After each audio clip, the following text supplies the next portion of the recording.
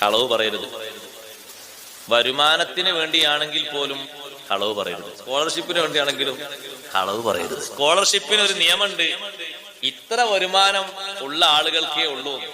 അല്ലാഹു തആല തന്നത് എന്തിനാ നമ്മൾ കുറക്കുന്നത്? ചില ആളുകൾ ഇങ്ങോട്ട് കിട്ടാൻ ആണ് വകുപ്പെങ്കിൽ അവിടെ എന്തും പറയാന്നാണ് ചില ആൾക്കാരല്ലേ അല്ലേ? കാർഡുമ്മല്, റേഷൻ കാർഡുമ്മല് കൂടുതൽ അരി കിട്ടുന്ന കാർഡാണ് നമുക്ക് കിട്ടേണ്ടതെന്നാണ് പലർക്കും മോഹം. അയാൾക്ക് അതിനുള്ള അർഹതയൊന്നുമില്ല.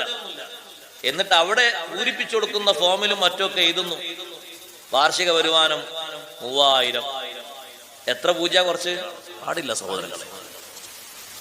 നമുക്ക് അല്ലാഹു തആല തന്ന ഈ നിയമത്ത് മറച്ചു വെച്ചിട്ട് എന്തിനാ എഴുതുന്നത്? അപ്പൊ കുട്ടിക്ക് സ്കോളർഷിപ്പിനാണെങ്കിൽ ഇത്ര വരുമാനം എഴുതണം. അതില് വേണ്ട, അർഹത ഉള്ളവർ മാത്രം വാങ്ങിക്കോട്ടെ. അതിന് ബുദ്ധിമുട്ടുണ്ടോ? ബുദ്ധിമുട്ടില്ല. എന്തിനാ ബുദ്ധിമുട്ട്? അർഹത ഉള്ളവർക്കുള്ളതല്ലേ, അവര് വാങ്ങിക്കോട്ടെ. നമുക്ക് അല്ലാഹു തആല ഒരു ഉയർന്ന